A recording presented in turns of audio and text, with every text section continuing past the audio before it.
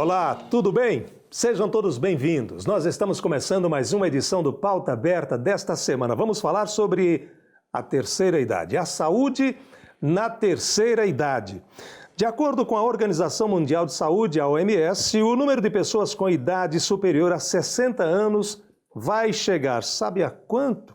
A 2 bilhões. Isso até 2050. Está logo ali, né? Isso vai representar 1/5 da população mundial e, segundo dados do Ministério da Saúde, o Brasil, em 2016, tinha a 5ª maior população idosa do mundo. E em 2030, o número deve ultrapassar o total de crianças de 0 a 14 anos de idade. É muita gente. Para começar o programa, vamos falar sobre a importância da mudança de hábito. A vida adulta requer muita correria, trabalho, e a falta de tempo se faz presente a todos, né? As pessoas andam correndo demais, sem tempo para quase nada. Como acontecem essas mudanças iniciais de tarefa da vida adulta para a terceira idade?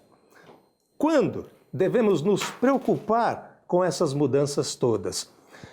Estamos recebendo aqui no estúdio do Pauta Aberta de hoje o Dr. Luiz Antônio da Silva Sá, é médico geriatra, e também o Osmar Souza, que é gestor de um lar de idosos e também é professor do curso de cuidadores de idosos.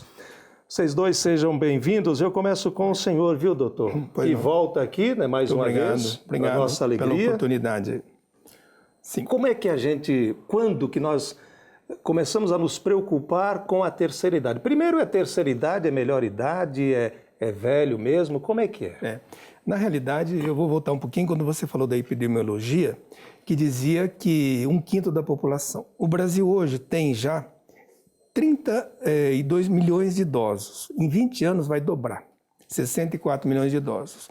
Infelizmente, essa turma toda que está chegando aí, ela precisa de uma atenção especial. Ela precisa de um cuidado, precisa de que algo seja feito o quanto antes. Eu dizia ao Osmar, um pouco antes, que, por exemplo, países como a França, que levou, assim, digamos, 120 anos para envelhecer e se preparou para isso, o Brasil levou 20 anos, envelheceu de repente. Muito rápido. Muito rápido. Éramos um país jovem, hoje somos um país de velhos, já. E essa massa de idosos precisa de um cuidado, como dizia com o Osmar, ele já pega lá na ponta, porque ele está numa instituição de longa permanência que já, infelizmente, os problemas já aconteceram. O que nós temos que fazer é começar o quanto antes. Eu já havia lhe dito na outra entrevista que países como o Japão começam a prevenção aos 6 anos de idade, na criança, modificando hábitos ou instruindo para que hábitos saudáveis ocorram já na infância e na juventude, para que quando essa criança, esse jovem envelhecer, já tenha condições de saúde adequadas para encarar os anos que para muitas pessoas são anos difíceis na velhice. Osmar, você trabalha, né? A sua vida é quase que 24 horas com a terceira idade, com a terceira idade. Como é que é? Nos conte um pouco da sua experiência. A minha experiência ela começa há 4 anos atrás, quando eu fui nomeado gestor desse lar de idosos, né? Para mim era uma novidade, porque nós nunca pensamos que vamos envelhecer. Conversava com o doutor a respeito disso. E quando você chega lá, você encontra hoje a população idosa que estão dentro das LPIs, são uma população que 80% já são cadeirantes dentro do que você falou, das instituições de longa permanência, dos lares de idosos, né? Então 80% deles são cadeirantes, usam fraldas, 3 ou 4 patologias clínicas. Então, para nós lidar com isso no nosso dia a dia, realmente é 24 horas. Não tem final de semana, não tem feriado. Nós somos filhos, às vezes somos netos e às vezes choramos também no óbito de um idoso, porque a família muitas vezes abandona, nunca mais aparece para visitar. Esse é outro problema, né, doutor? Muito grande. Além do problema de saúde, enfim, e tem o lado da família, né? Muito, muito. Porque na realidade, infelizmente, muitos filhos não têm consideração pelos pais. Eu falava isso há pouco e também numa das palestras que eu já proferi algum tempinho atrás, que as pessoas, por exemplo, os pais, quando jovens, dedicam-se totalmente aos filhos, sem se preocupar consigo, que lá na frente vão precisar de um atendimento médico, vão precisar de situação financeira melhor. E os filhos, depois que adquirem um status na vida, esquecem dos pais. Os abandonam, como ele está trazendo esse exemplo, e não é só o dele, é no Brasil inteiro isso daí, em que os filhos mal ligam. Quer dizer, mal ligam. Pai, vou levar você no começo para um lugar, vai ser bem cuidado. Entregam lá e somem. Trocam o telefone, não dão o telefone correto. Esquecem que é uma quebra de vínculo, né? Total. E aí nós passamos a fazer o aniversário daquele pai, o aniversário daquela mãe, passamos... Ela perde o seu espaço porque ela começa a conviver com pessoas totalmente estranhas. Claro. E quando muitas vezes nós ligamos para alguém da família e pedimos, olha, a tua mãe está com saudade. Infelizmente estou aqui em Portugal, não tenho como atender. Né? Então, uma das maiores dificuldades da minha área hoje é humanizar o humano. Então, passam por ano na minha mão mais de 300 alunos do curso de cuidador de idosos. Desses eu consigo aproveitar 80. Significa o quê? Significa que as próprias famílias que estão contratando esses cuidadores, a demanda é muito grande, eles estão contratando pessoas que não estão preparadas para cuidar do idoso. É aquilo que o doutor disse, né? Tem que haver uma preparação, é uma questão cultural, Pois é, uma coisa que acontece muito nessas instituições de longa permanência, porque hoje não se fala asilo, né? Se diz instituições de longa permanência, é o índice altíssimo de depressão. Acima de 50% da população de uma instituição desta são depressivos. Isso em função do abandono também? Praticamente, sim. De toda a história de vida, né? É uma história de vida. As frustrações, tudo, né? Porque, veja assim, eu dizia também, já disse outras vezes, que um grande escritor, né, dizia que de todas as realidades da vida, a mais abstrata é a velhice. Porque o jovem não se imagina velho. Ele se imaginar-se velho, ele vai se imaginar já com a situação financeira definida, sem problemas de saúde, que é muito comum, né? Porque nós temos as doenças próprias do envelhecimento, da velhice. Ele não se imagina assim. Quando a velhice chega, ele não está bem financeiramente e não está bem de saúde. E é assim, Adilson, uma outra situação também é que a morte não chega. A hora dessas pessoas é incrível. No lar nós temos um mecanismo de dizer assim, poxa, talvez fulano amanhã não esteja mais entre nós. Ele já está há 4 anos entre nós, na mesma posição, não para os seus órgãos, ou seja, ele está cada dia vivendo mais. Ele resiste, né? Ele resiste. Sobrevive. E sofre. E sofre, né? Sofre. Sim, Passar um dia hoje numa instituição de longa permanência é fazer nós revermos os nossos conceitos. Porque nós estamos falando que tem-se uma visão que ainda dá tempo do idoso fazer uma academia da terceira idade. Não dá mais. Tem que começar agora com 25, 30 anos. Bom que você tocou nesse assunto. O Japão começa com quantos anos, o senhor falou? 6 anos. 6 anos. O brasileiro tem que começar com quantos anos? O mais breve possível, né? Digamos assim, não existe uma idade padrão. A idade quanto mais cedo, melhor. Se, por exemplo, a filha dele, jovem, que está aqui, começar, está excelente, entendeu? Porque, veja, o que norteia a nossa vida e o que vai ser o problema lá na frente são os maus hábitos, entendeu? Maus hábitos que você adquire ao longo da sua vida. Se você, por exemplo, tiver uma vida ligada, por exemplo, a uma atividade física constante, hábitos saudáveis, não fumar, não beber, poder ter uma atividade intelectual e financeira, né? Porque você vai chegar lá na frente... A atividade intelectual, me perdoe, a leitura, né? Desenvolver o cérebro, né? Fazer pensar, né? Entre elas, né? Tantas, né? Mas digamos assim, e que você se preocupe também com o aspecto financeiro. Porque, veja, a aposentadoria, e está essa confusão toda aí, porque parece que está muito difícil de ser resolvida, mas lá na frente as pessoas vão se aposentar com menos que ganham hoje.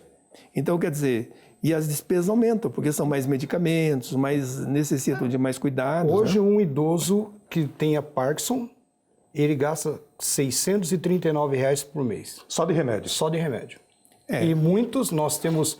Quase um salário mínimo só de remédio? Quase um salário, e nós temos a maior parte dos nossos idosos, eu falo de Paraná e Santa Catarina, ele só tem o BPC, ele não é nem aposentado.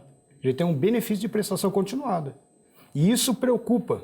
Por quê? Porque daí as instituições, que nós somos uma associação, não somos uma empresa particular, o nosso papel é cuidar da pessoa idosa, nós estamos tendo que pedir ajuda para alguém nos doar fralda, pedir ajuda para que um médico nos atenda, né? Pedir ajuda para a Evangelizar tem nos ajudado muito nisso, com a alimentação. Se não é a rede Evangelizar, Nós já tínhamos fechado as portas há 2 anos atrás.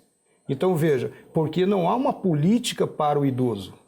Exatamente, porque veja assim, o Osmar, como outras tantas instituições que ele está representando a dele aqui, já pega o lado final. Quer dizer, a ponta da linha, vamos dizer assim, a ponta que realmente aquele mau cuidado, dependente ou não da vida, não é? É que chegou lá. E eu queria só completar o seguinte, por exemplo, chegar uma senhora hoje de 70, 80 anos com osteoporose e alguns problemas maiores, eu respeito muito e procuro dar a ela o melhor atendimento possível, como é próprio do meu trabalho mesmo. Mas uma jovem de hoje, de 25, 30, 40 anos, que no futuro obter, vamos dizer, uma doença dessa que poderiam ser evitadas já, aí ela vai pagar por isso. Por quê? Porque hoje tem informação. Essa senhora não tinha informação. Essa senhora que está lá, uma senhora de mais idade, ela não teve oportunidade de ler, de estudar, de saber que uma doença, por exemplo, como eu citei, osteoporose, é uma doença grave, entendeu? Que pode ser evitada desde infanto-juvenil, na idade infanto-juvenil. Quer dizer, se a pessoa se preparar desde essa idade, vai chegar lá com uma qualidade de vida muito melhor. Agora, essa senhora que já está lá, não tem, infelizmente você vai cuidar, claro que vai cuidar, vai dar o melhor de si para ela. Mas a jovem de hoje tem tudo para não ter o problema que a sua avó teve, por exemplo. Muito bem. Daqui a pouco a gente vai falar sobre as principais doenças na terceira idade. Como nós vamos nos proteger, como nós vamos nos cuidar para chegarmos bem na terceira idade. É nosso tema do Pauta Aberta desta semana. A gente faz uma parada. A gente volta já. Não saia daí.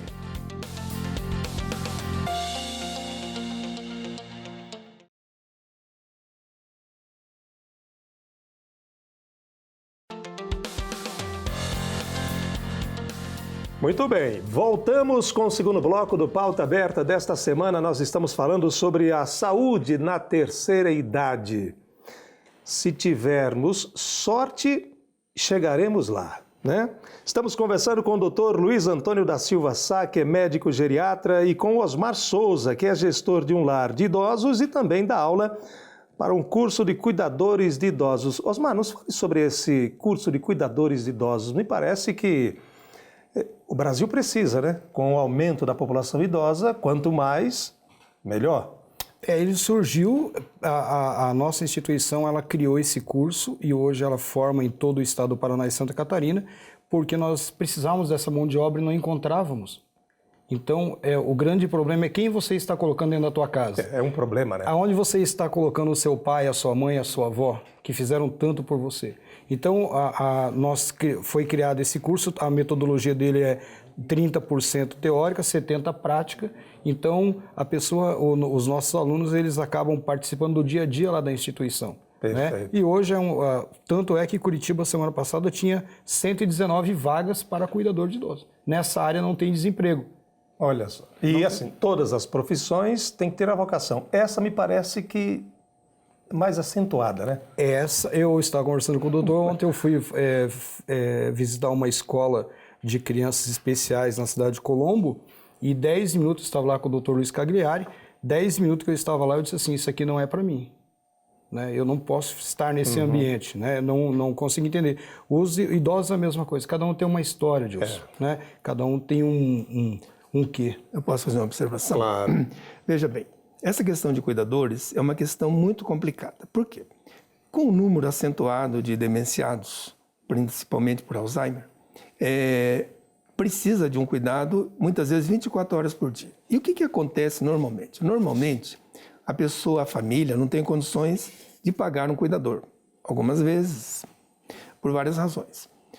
E aí acaba acontecendo o quê? Acaba sobrando, muitas vezes, para uma filha, que é a solteira, separada ou a viúva, que todos os outros irmãos têm compromissos. Então aquela filha acaba assumindo o pai ou a mãe, ou os dois, e dedica a vida dela inteirinha, jovem ainda, muitas vezes, a cuidar do casal, ou do pai ou da mãe. E isso é uma coisa que me revolta muito, porque os outros irmãos somem. E ela não vive a vida dela. Ela não vive a vida dela, eles não ajudam nem financeiramente e nem pessoalmente, ali dando atenção ao pai, à mãe. Ou senão, eu vou ficar esse fim de semana para você poder descansar um pouquinho. Nem aparece. A filha. E emocionalmente isso é muito desgastante. Péssimo, Quando esse idoso vier a faltar, recai a culpa sobre o sentimento de culpa sobre a filha. Eu sou contra, no curso eu ministro muito sobre isso. Nós chamamos de cuidador informal. Esse cuidador informal, ele vem de dentro da família. E a cada 10 cuidadores informais, 7 hoje estão passando problemas psicológicos por causa disso. Existe um capítulo muito grande na geriatria que diz assim, cuidar do cuidador. Isso. Que o cuidador precisa de um cuidado. É uma carga emocional muito grande, né? Porque misturam-se sentimentos. Misturam o sentimento de amor pelo pai e pela mãe, e mistura também o sentimento junto, que é um sentimento de raiva, de tristeza, porque ficou sozinha para cuidar daquele familiar, não é? E ninguém ajuda e a pessoa mistura isso daí. O pai que dá trabalho, que é 24 horas por dia, né? Sem dúvida. Ou a mãe, né? Doutor, o senhor viaja o Paraná e o Brasil inteiro, né, dando palestras, e o senhor fala muito sobre melhorar a memória, né? Eu queria mostrar aqui, pegar a câmera aqui, deixa eu...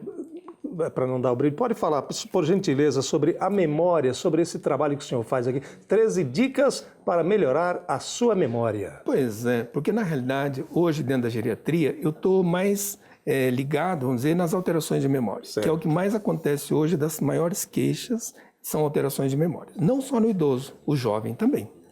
Então, após alguns estudos que eu fiz relacionado a isso, eu procurei compilar várias dicas nesse folderzinho que acabo de fazer.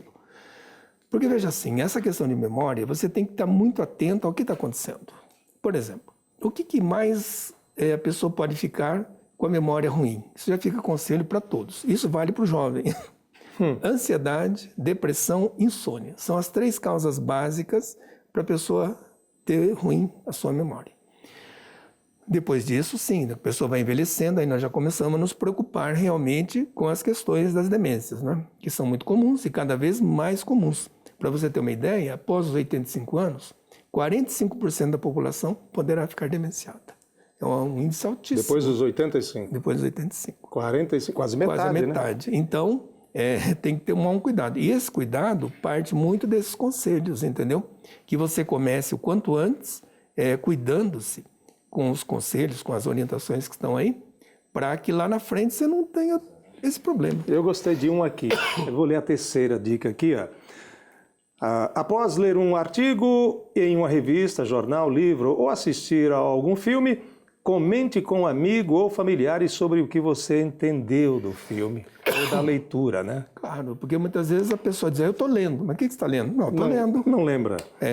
Aí entra uma outra situação que é peculiar nossa lá, né? Também da nossa área. Quem está ouvindo esse idoso? Na atualidade. Porque aqui diz alguma coisa que um dos maiores, digamos assim, dicas que nós podemos dar é a sociabilidade. É quando essa pessoa, seja o jovem não gosta de ficar sozinho, ninguém gosta, entendeu? E o idoso, ele deverá ter realmente um grupo social, se não tem um grupo familiar, pelo menos um grupo social que possa conversar, que possa exprimir o que sente. E hoje nós temos uma dificuldade. Você vai nos restaurantes aqui em Santa Felicidade no domingo, você não encontra lá uma pessoa com um Alzheimer. É muito difícil você encontrar. As famílias parece que têm vergonha dos seus idosos, né? Eu sempre desafio os meus alunos a pegarem uma cadeira de roda o dia que estiverem trabalhando e falar para a família, deixa 100zão, deixa 200 aí, que hoje eu vou levar a tua mãe para almoçar fora. Como assim? Mas a minha mãe, ela fez isso há 30 anos atrás, não, mas eu vou reviver a memória dela e vou levar ela num restaurante famoso aí, e aí a hora que ela tiver trêmula lá, jogando a comida no chão, e aí eu sempre brinco com isso. A tua mãe não teria vergonha de você fazendo isso, e você tem vergonha da sua mãe. Mudou esse conceito, porque realmente é isso que nós falávamos, o jovem, ele não aceita muito e ele tem medo da velhice. Então, muitas vezes, ele evita de ver o pai e a mãe, ou ver um velho, com medo. Mas ele também não faz nada para si, para chegar numa condição melhor. Eu quero falar de socialização, né? A dança deixou a rotina de um grupo melhor. A qualidade de vida aumentou e o sorriso sempre no rosto. Acompanhe uma reportagem especial sobre o hip hop, isso mesmo, hip hop na terceira idade.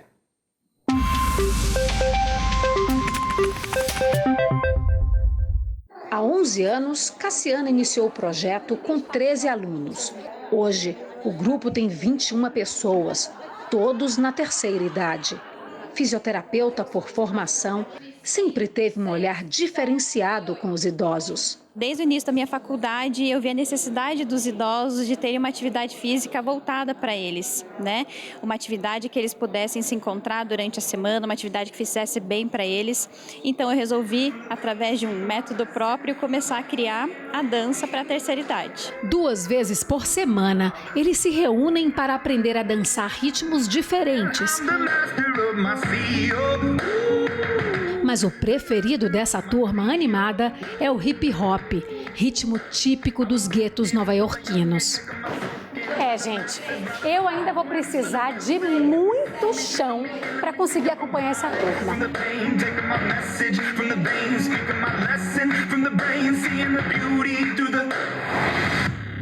Que a dança auxilia na qualidade de vida, no condicionamento físico, isso a gente já sabe, mas também ajuda ao coração. Mas calma, não é isso que vocês estão pensando. Muito pelo contrário, eu estou com o seu Pedro aqui, que está aqui do meu lado. Seu Pedro, o senhor chegou aqui depressivo, viúvo, e depois de quantos anos arranjou uma namorada? 5 anos. E quando foi que o coração bateu forte pela Japinha? Quando essa Japinha apareceu no grupo, já foi de cara assim, eu vi, essa é minha. Amor à primeira vista? Primeira vista, e ficamos, até agora, aí, ó. Dona Laura, já são 6 anos junto? Parece que sim. Parece que sim? Passa logo, rápido, né? A senhora também lembra como é que foi quando a senhora olhou para o seu Pedro? Ele foi tirar uma foto minha de Chiquinha, né? De festa junina. Dançar, além de ser divertido, é uma terapia sem divã. Quem vê o sorriso da dona Vanice não imagina por tudo que ela passou. Perdeu uma filha de 28 anos, logo em seguida ficou viúva e a depressão parecia um buraco sem fim. Encontrou na dança um alicerce. A dança me transformou. Eu ia no psiquiatra. Um dia ele falou assim para mim: te dou alta, porque eu estou tirando teu dinheiro. Continua a fazer o que você está fazendo. 2 anos depois eu descubro que eu estou com câncer. Eu só parei de dançar durante a quimioterapia porque eu não podia, né, me contaminar. Carequinha, depois voltei a dançar, a dança. A doença negativou.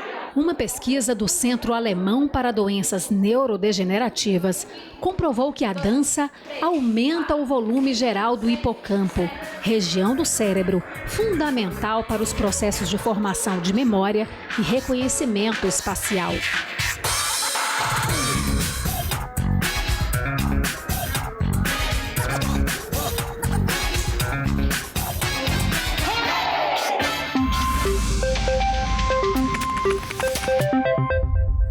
Osmar, isso é exceção, né?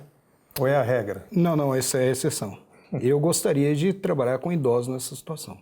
Que se preparam, que se preparam. Eu acho que eu precisava ter conhecido o doutor há muito tempo atrás, há muito tempo mesmo, porque agora estou preocupado com a minha própria velhice. Eu gostaria de participar de um grupo de dança desse. Eu acho que isso aí não é a realidade.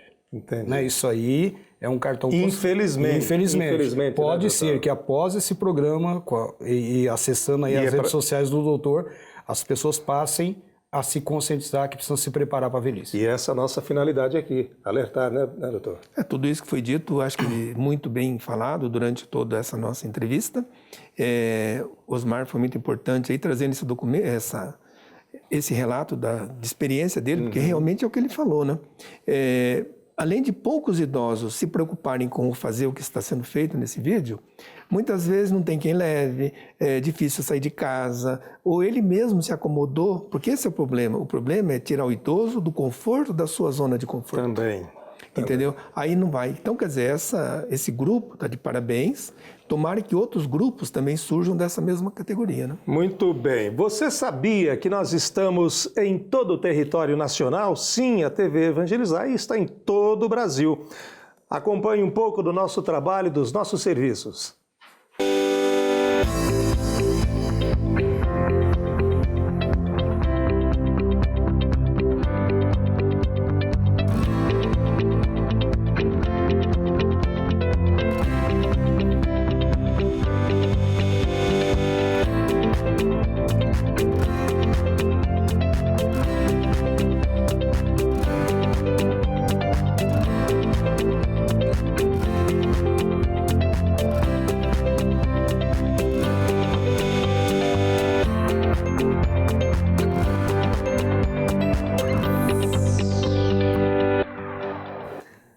78 emissoras, 6 capitais pelo Brasil. Nosso muito obrigado pela sua audiência, pela sua companhia. E muito obrigado a vocês dois aqui. Olha, satisfação estar Vocês aqui. enriqueceram. Olha, fico muito grato pela oportunidade e espero poder ter contribuído com alguma coisa. Muito bem. Osmar? Eu, da mesma, faço das palavras doutoras minhas e me coloco à disposição aí para trabalhar nessa causa do idoso, principalmente ajudando as famílias que estão passando por esses problemas. Obrigado a Deus pela oportunidade. Nós que agradecemos aqui e agradecemos a você em casa pela audiência, pela companhia. Nós voltamos na semana que vem com mais um tema e com mais convidados. Muito obrigado. Aproveite bem a sua semana. Fiquem todos com Deus. Tchau, gente.